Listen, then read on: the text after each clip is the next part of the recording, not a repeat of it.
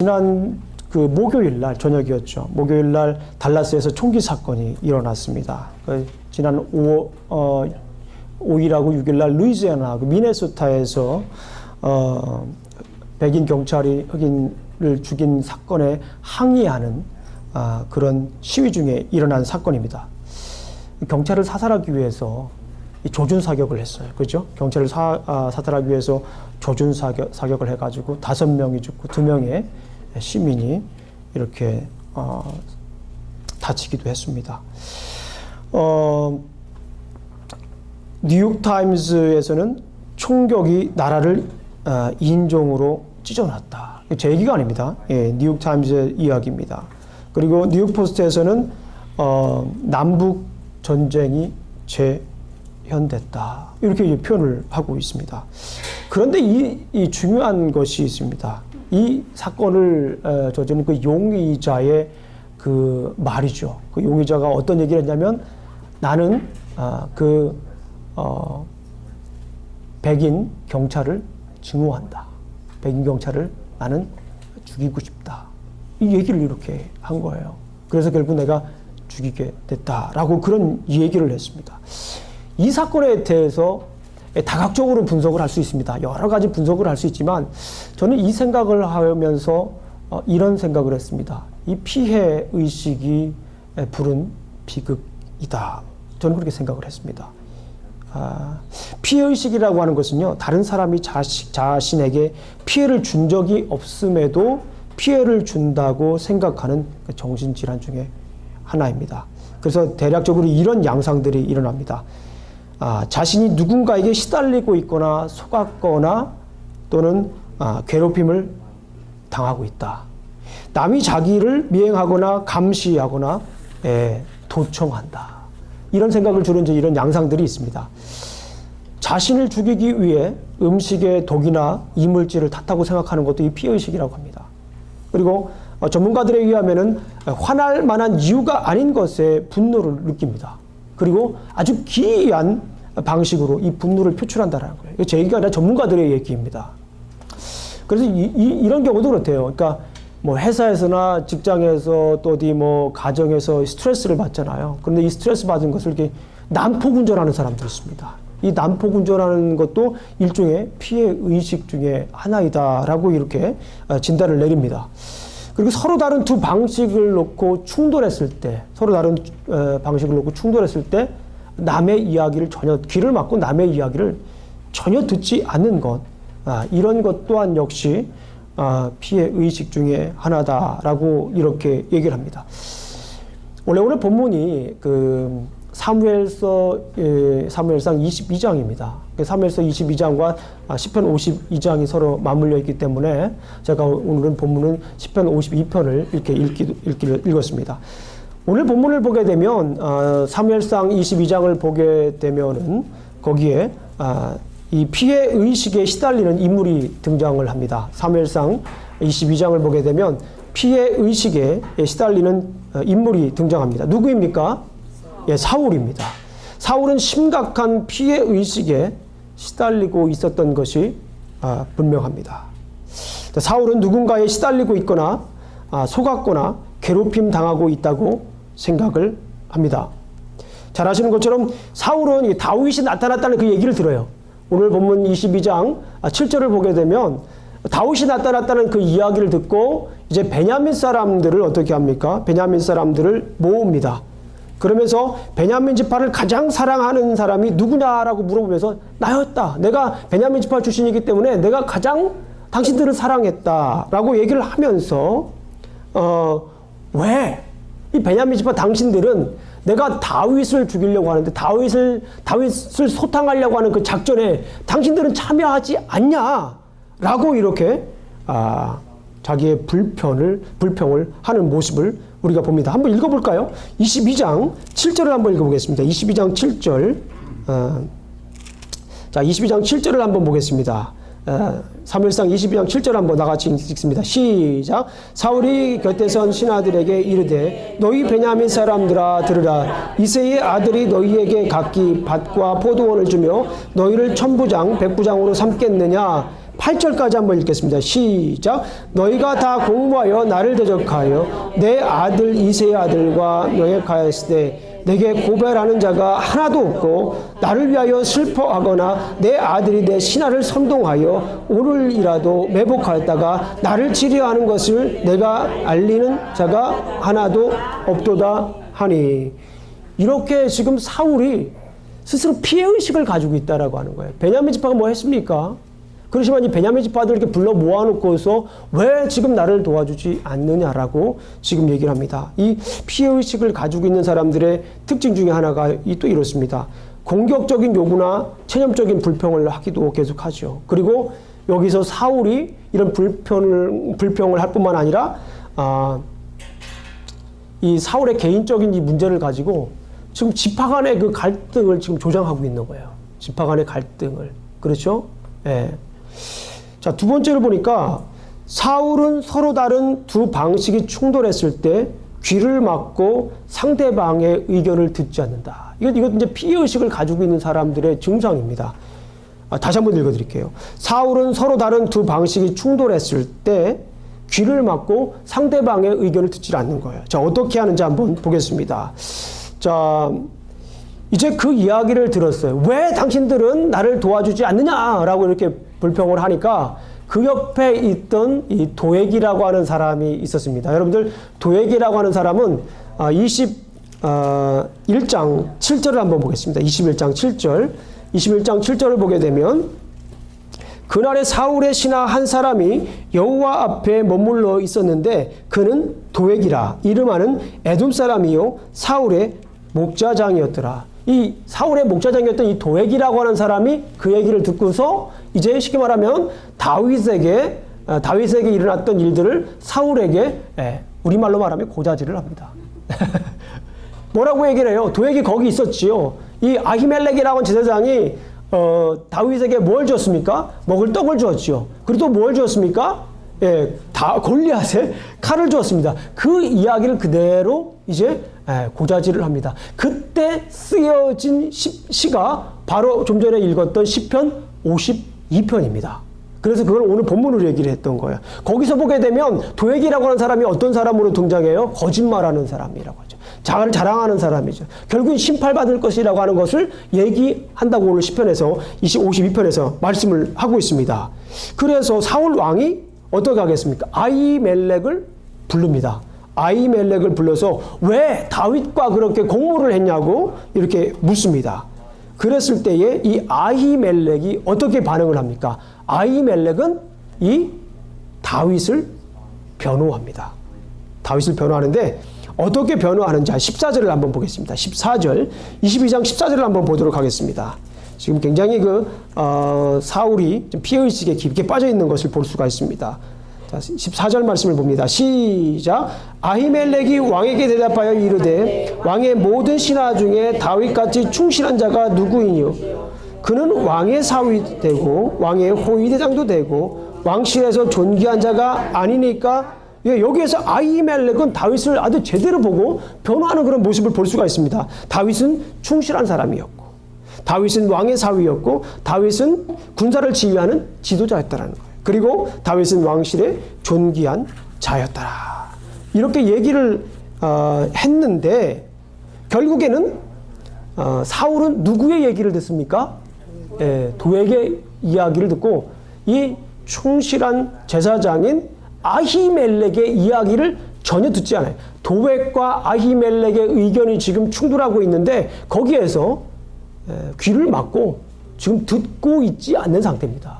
이것이 피해의식을 가지고 있는 사람의 대표적인 성향이기도 합니다. 그리고 오늘 중요한 것이 또 하나 있어요. 이 피해의식을 가지고 있는 사람은 이 분노를 아주 극단적으로 표출을 합니다. 그래서 제가 아까 이 달라스에서 일어났던 총기 사건에 대해서 다른 사람들 전문가들이 전문적으로 많이 분석을 하지만 제가 왜 그 총을 쏜 용의자가 피해 의식을 가지고 혹은 이게 더 발전이 되면 피해 망상이 되죠. Persecutory delusion이라고 하는 피해 망상으로 가게 되는데 아마도 제가 의사는 아니지만 그 용의자는 피해 망상까지 가지 않았느냐 생각을 합니다. 왜냐하면 자기가 가지고 있는 이 분노를 극단적으로 표출을 하는 거예요. 사람을 죽이려고 하는 그런 극단적으로 표출하는 그런 모습을 봤을 때 제가 거기서 그런 생각을 가지고 있었고, 그때에 이 말씀을 읽고 묵상할 때에 이 사울의 그 피해의식과 아주 이렇게 서로 연관이 됐다라는 것이에요. 이 사울이 어떻게 자기의 이 분노를 표출하는지 한번 보십시오. 이 달라스에 있는 사람은 달라스에서 이 조준사격을 한 이 용의자는 사람을 죽였잖아요. 그것도 경찰을 죽였잖아요. 그렇게 조준사격했다는 것이 굉장히 충격적인 거예요. 미국의 보안이 완전히 뚫렸다라는 거죠. 그래서 그런 위험성을 갖게 되는 겁니다. 사울은 어떻게 했나요? 자, 아히멜렉과 그의 가족을 다 죽이라고 해요. 누구한테? 부하한테. 자기들 신하들한테, 이 보디가드한테 다 죽이라고 하는데 거기 있는 신하들이 가서 죽입니까? 안 죽입니까? 죽이질 않아요. 꺼려하는 거예요. 이거 말도 안 되는 얘기니까 가서 죽일 수가 없는 거예요. 그래가지고 이 사울이 도액이라고 하는 사람에게 가서 죽이라고 얘기해요. 거기 노베에 있는 지역에 가서 모든 사람을 다 죽이라고 얘기합니다. 그런데 이 도액이라고 하는 사람이 그곳에 가서 제사장 85명을 죽입니다. 다른 문서에 의하면 385명이다라고도 얘기하는 그런 문서가들이 있습니다. 어쨌거나 거기는 굉장히 중요한 것은 거기 노블을 완전히 초토화시키는 것을 볼 수가 있어요. 그리고 거기에서 제사장 85명만 죽인 것이 아니라 19절 말씀 보겠습니다. 19절 말씀 우리 다 같이 22장 19절 한번 보겠습니다. 시작. 제사장들의 성읍 노베 남녀와 아이들과 젖 먹는 자들과 소와 나귀와 양을 칼로 쳤더라. 거기 있는 것은 완전히 막 그의 제사장의 가족이라든가 거기 있는 그 프로퍼티 뭐 가지고 있는 재산들 패밀리들을 완전히 다 죽이는 그런 모습을 오늘 볼 수가 있습니다. 심지어 남녀와 아이들과 젖 먹이는 자들과 소와 나귀와 양을 칼로 쳤다는, 이거 완전히 우리말로 말하면 학살이에요. 학살. 대학살입니다. 뭐예요? 이 피해의식, 나아가서 피해망상을 가지고 있었던 사울의 모습을 우리가 볼 수가 있습니다. 그 중에 다행인 것은 아비아달이라고 하는 사람이 살게 되죠. 그 사람은 아히멜렉의 아들입니다. 그래서 이 아비아달은 다윗에게 가서 피신을 하고 다윗은 그의 생명을 지키겠다고 약속을 합니다. 이 아비아달 하면 여러분들 생각이 나죠? 우리가 열왕기상 공부할 때에 열왕기상 1장을 보게 되면 아도니아, 다윗의 넷째 아들인 아도니아가 반란을 일으키죠. 그 반란을 일으킬 때 거기에 제사장이 아비아달입니다. 그리고 이 솔로몬이 다 자기 편에 있지 않던 사람들을 죽이는데 이 아비아달은 그때 죽이질 않고 아나돗으로 유배를 보냅니다. 왜냐하면 이 아비아달은 이후에 다윗의 충실 역할을 합니다. 그래서 아버지를 생각해서 솔로몬이 이 아비아달은 죽이지 않고 아나돗으로 유배를 보내는 그런 모습을 볼 수가 있습니다. 이렇게 이 사울도 피해의식, 더 나아가서는 우리 피해망상을 가지고 있는 모습을 볼 수가 있습니다. 자기가 가지고 있는 이 분노를 아주 기이하게 표출을 하죠. 또 상대방의 이야기를 듣질 않죠. 또 그리고 자기가 시달리고 있고 괴롭힘을 당하고 있고 속았다고 이렇게 생각을 하고 있죠. 이런 모습들을 볼 때 사울은 피해망상 내지는 피해의식에 이렇게 사로잡혀 있던 인물이다라고 볼 수가 있습니다. 그러면 어떻게 하면 우리가 피해받고 살고 있다라는 생각에서 벗어날 수 있을까요?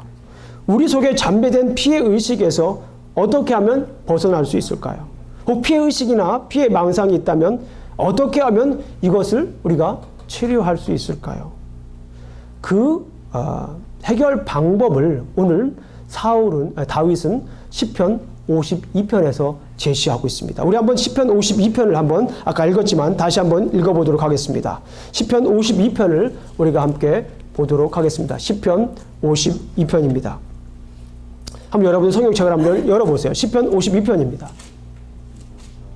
시편 52편을 보게 되면 그 시편에 대해서 역사적인 배경을 기록합니다. 역사적인 배경을 기록한 시편이 그렇게 많지는 않은데요. 특별히 시편 52편은 그 역사적인 배경을 설명하고 있습니다. 자, 한번 위에 파란 글씨로 써 있는 글을 한번 읽어보겠습니다. 에돔인 도액이 사울에게 이르러 다윗이 아히멜렉의 집에 왔다고 그에게 말하던 때에, 이렇게 아주 명백하게 얘기를 하고 있죠. 그러면서 어떤 시를 썼는지 한번 시편 52편 1절부터 9절까지 저와 함께 천천히 한번 읽어보도록 하겠습니다. 시작. 포악한 자여 내가 어찌하여 악한 계획을 스스로 자랑하는가. 하나님의 인자하심은 항상 있도다. 내 혀가 심한 악을 꾀하여 날카로운 삭도같이 간사를 행하는도다. 내가 선보다 악을 사랑하며 의를 말함보다 거짓을 사랑하는도다. 간사한 여여 너는 남을 해치는 모든 말을 좋아하는도다. 그런즉 하나님이 영원히 너를 멸하심이요 너를 붙잡아 내 장막에서 뽑아내며 살아있는 땅에서 내 뿌리를 빼시리로다. 의인이 보고 두려워하며 또 그를 비웃어 말하기를 이 사람은 하나님을 자기 힘으로 삼지 아니하고 오직 자기 재물의 풍부함을 의지하며 자기의 악으로 스스로 든든하게 하던 자라 하리로다. 그러나 나는 하나님의 집에 있는 푸른 감람나무 같으며 하나님의 인자하심을 영원히 의지하리로다. 주께서 이를 행하셨으므로 내가 영원히 주께 감사하고 주의 이름이 선하심으로 주의 성도 앞에서 내가 주의 이름을 사모하리로다. 아멘. 여기에서 이 다윗은 도액의 행위를 평가한 다음에 8절과 9절에서 어떻게 하면은 이런 피해 의식에서 벗어날 수 있을까를 제시한다고 저는 생각을 합니다. 아마도 다윗도 피해 의식에 사로잡힐 수가 있어요. 여러분들 잘 아시는 것처럼 이 사울이 까닭 없이 다윗을 죽이려고 하잖아요. 그렇잖아요. 그러면 충분히 이 다윗도 피해 의식 내지는 피해 망상을 가지고 살아갈 수 있는 상황입니다. 그럼에도 불구하고 지금 오늘 시를 보십시오. 오늘 본문에서 얘기하는 것은 뭐라고 얘기를 하고 있어요? 지금 다윗이 이 내용을 보면서 다윗이 어떻게 피해 의식을 극복했는지에 대해서 자신만의 비법을 얘기해주고 있다라고 저는 생각을 합니다. 그 첫 번째가 뭡니까? 자, 52장 8절입니다. 52편 8절 다시 한번 들겠습니다. 시작. 그러나 나는 하나님의 집에 있는 푸른 감람나무 같으며 하나님의 인자하심을 영원히 의지하리라. 여기서 하나님의 첫 번째가 무엇입니까? 하나님의 인자하심을 영원히 뭐하리라? 의지하리라. 여기서 하나님의 인자하심이라고 하는 것은 하나님의 무엇일까요? 사랑입니다. 하나님의 인자하심은 하나님의 무엇이라고요? 하나님의 사랑인 것입니다. 우리가 이민생활을 할 때에 우리는 일종의 피해 의식을 갖고 살 때가 간혹 있습니다. 제가 굳이 이런 걸 일일이 나열하지 않더라도 우리 스스로 이런 피해 의식을 경험할 수가 있습니다. 그럴 때 여러분들 이 다윗처럼 하십시오. 누구처럼 하시라고요? 다윗처럼 하십시오. 사울처럼 하지 마시고 다윗처럼 하십시오. 오늘 본문에서 다윗은 뭐라고 얘기를 합니까? 아주 사소한 일에도 하나님의 인자를 생각하십시오. 내가 피해 의식을 남의 나라에서 살고 있기 때문에 소수민족이기 때문에 피해 의식을 느낄 때가 있어요. 간혹 있습니다. 그때 다른 생각하지 마십시오. 이런저런 그걸 가지고 묵상하지 마십시오. 다른 생각하지 마시고 하나님의 뭐를 생각하는 거예요? 하나님의 사랑을 생각합니다. 하나님, 이 다윗처럼 하나님의 사랑을 생각하면 우리는 그런 피해 의식을 충분히 이기고도 남을 수 있는 줄로 믿습니다. 하나님이 우리를 얼마나 사랑하셨어요? 하나님의 세상을 저처럼 사랑하사 독생자를 주셨으니 이는 저를 믿는 자마다 멸망치 않고 영생을 얻게 하려 하심이라. 하나님께서 우리를 얼마나 사랑하셨냐면 자신의 독생자 아들을 이 땅에 보내시기까지 나를 사랑한 거예요. 그 십자가 사랑을 생각하십시오. 그 내가 피해의식 받았다고 생각하지 말고 내가 하나님이 나를 사랑한 그 하나님의 사랑을 생각하십시오. 여러분들 잘 아시는 것처럼 오늘 성경 공부 아침에도 얘기했듯이 여러분들 그리고 힘들고 어려운 일이 있을 때 특별히 이렇게 피해의식을 가지고 있다라고 생각이 들 때에 창세기로 가십시오. 어디로 가라고요? 창세기로 가십시오. 어디로 가라고요? 에덴 동산으로 가십시오. 에덴 동산에서 하나님과 함께 거닐던 때를 생각하십시오. 하나님께서 우리를 창조하셨습니다. 아멘. 하나님께서 나를 창조하셨습니다. 아멘. 나의 하나님의 형상대로 나를 창조하셨어요. 그리고 그것뿐만 아니라 나를 무엇으로 위임하셨어요? 통치자로. 창세기서 1장 28절 말씀을 보면 하나님께서 우리를 당신의 형상으로 만드시고 이 세상을 다스리라고 말씀하셨잖아요. 통치의 명령을 해주셨어요. 그런 위임을 주셨어요. 나는 그런 사람이라고 하는 거예요. 나는 하나님의 통치의 대리자다라는 거예요. 얼마나 귀하고 감사합니까? 그런 생각 들 때 있어요. 그런 생각 들 때 딱 어디로 가라고요? 창세기로 가십시오. 창세기 어디로 가라고요? 에덴 동산으로 가십시오. 하나님이 나를 뭐 하셨다고요? 만드셨다고요. 통치의 대리자로 만드셨다는 겁니다. 아멘? 아멘. 그거를 생각하면 내가 당당하게 살아갈 수가 있어요. 하나님의 사랑을 생각하십시오. 아멘? 하나님의 그 창조 섭리를 생각하십시오. 아멘? 그런데 내가 하나님의 사랑을 알아야 내가 누구를 사랑할 수 있을까요? 내 이웃을 사랑할 수가 있습니다. 내가 하나님을 사랑하지 않고는, 그 하나님의 사랑을 알지 못하고는 내가 내 이웃을 사랑할 수가 없어요. 간단하게 결론은 그러니까 내가 내 이웃을 사랑하지 못하는 이유 뭘까요? 내 하나님 사랑을 몰라서 그래. 내가 주위를 여기 보고서 사랑하는 마음이 안 생기는 거예요. 그럴 수 있어요. 나하고 살아온 배경도 다르고 가치관도 다르고 그럴 수 있습니다. 그럼에도 불구하고 내가 사랑하지 못하는 이유는 내가 하나님과의 관계가 올바르지 못하기 때문에 그런 거예요. 성경의 내용입니다. 김영중 목사의 개인적인 생각이 아닙니다. 성경 전반적으로 흐르는 내용이 바로 그래요. 내가 사랑하지 못하면 내가 하나님의 사랑을 모르는 겁니다. 아멘. 하나님의 사랑을 기억하십시오. 아주 사소한 일이라도 하나님의 사랑을 기억하십시오. 그러면 주위에 있는 사람들과 서로 화평하면서 사랑할 수 있는 줄로 믿습니다. 하나님을 사랑하지 못하고는 주위에 있는 사람들을 절대로 사랑할 수 없습니다. 그런데 오늘 말씀을 보니까 하나님의 사랑을 의지하라라고 하지 않고 그 앞에 한마디 더 써놨어요. 뭐라고 써놨습니까? 예?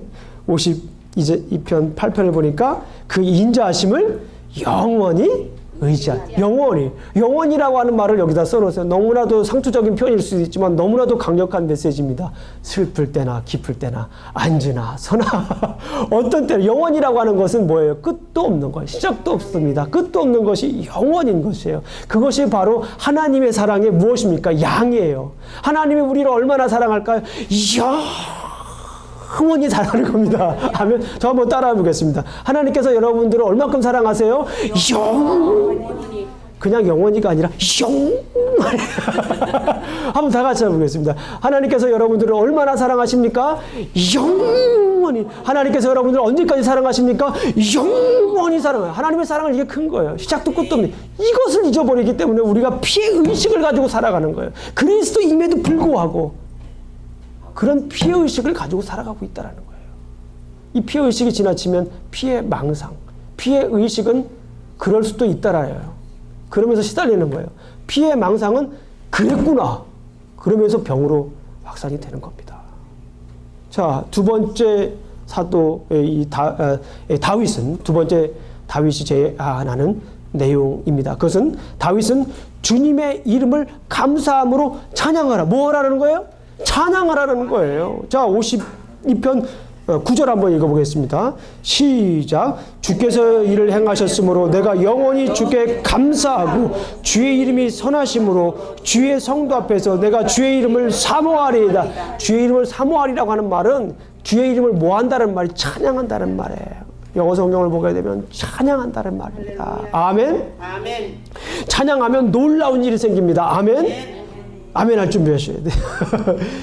하나님의 이름을 높이면 놀라운 일이 일어납니다. 아멘. 닫혔던 옥문이 열립니다. 아멘. 주의 이름을 높이면 나의 이름이 높여집니다. 아멘. 주의 이름을 찬양하면 열등감은 사라집니다. 아멘. 주의 이름을 찬양하면 우울증은 사라집니다. 아멘. 주의 이름을 찬양하면 피해의식은 사라집니다. 아멘. 주의 이름을 찬양하면 피해망상은 도망갈 줄로 믿습니다. 아멘.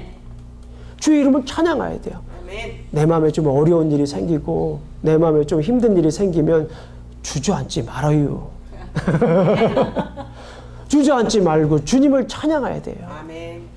벌떡 일어나서 주의 친절한 발에 아까 찬양했잖아요. 네. 어디서 많이 듣던 찬양 같죠? 아까 우리 상관에 찬양했잖아요.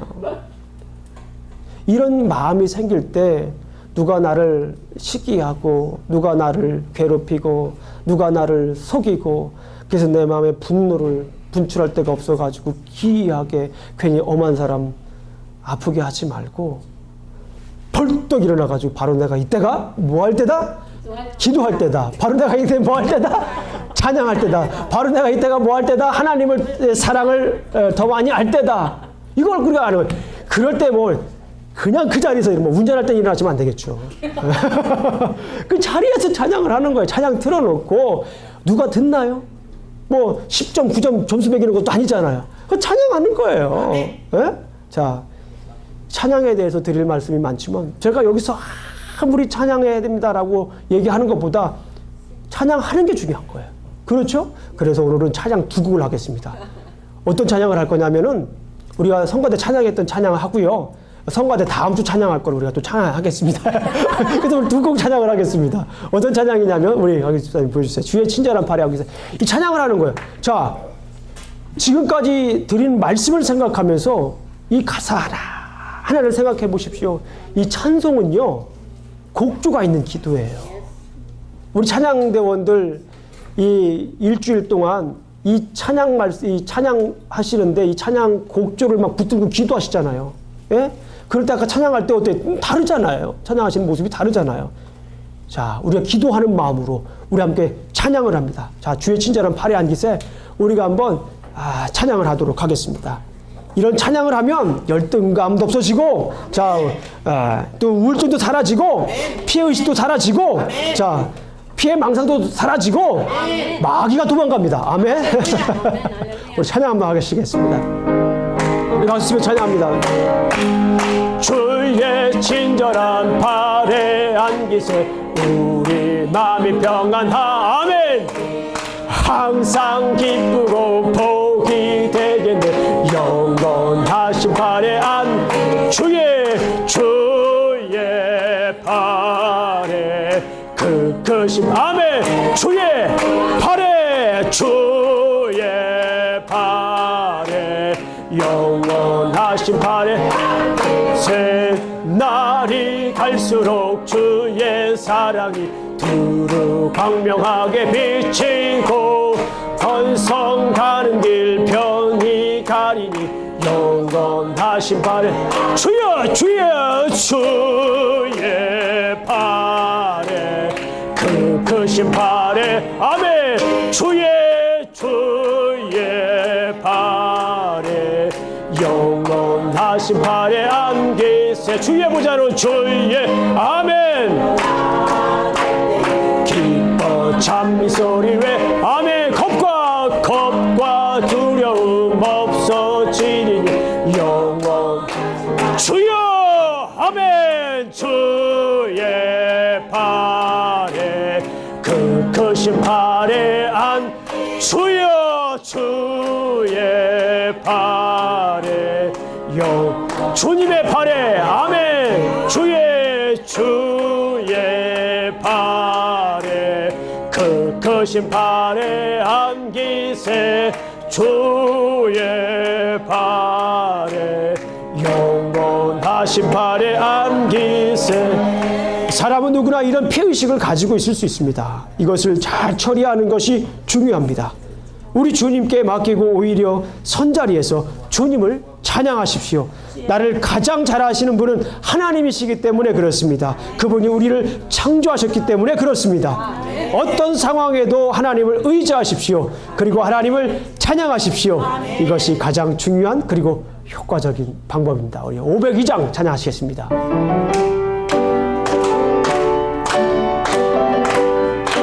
아멘. 태산을 넘어 험곡에 가도 빛 가운데로 걸어가면 주께서 항상 지키시기로 약속한 말씀 변치 않네. 하늘의 영광 나의 맘속에 차고도 넘쳐 할렐루야를 힘차게 불러 영원히 주를 캄캄한 밤에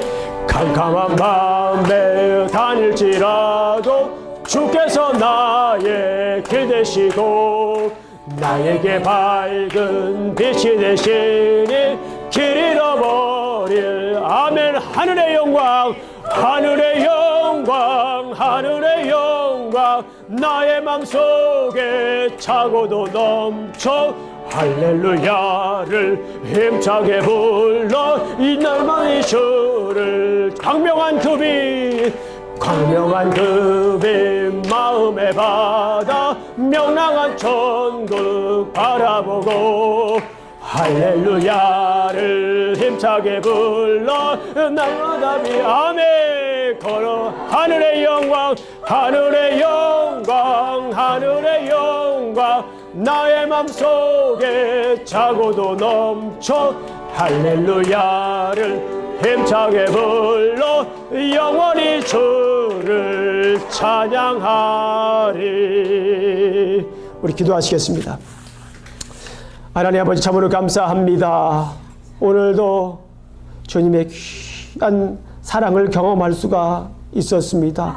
주님의 측량할 수 없는 한량없는 주님의 사랑을 경험할 수가 있었습니다. 아버지 하나님 또 그 주님의 사랑을 찬양하게 하시니 참으로 감사합니다. 우리 삶 속에 살아갈 때 보게 되면 정말 우리 피해의식을 느낄 때가 종종 있습니다. 아버지 하나님 이제는 더 이상 그런 피해의식 속에 살지 않게 하여 주시옵소서. 아멘. 주님의 사랑을 알았습니다. 주님의 이름을 찬양할 때에 그런 피해의식은 사라지고 내 마음속에 주님의 큰 사랑이 용수 넘칠 수 있도록 인도하여 주시옵소서. 그리하여서 우리가 당당하게 그리스도인으로서 복음을 증거하며 살아갈 수 있도록 지켜주시옵소서. 예수님 이름으로 기도합니다. 아멘.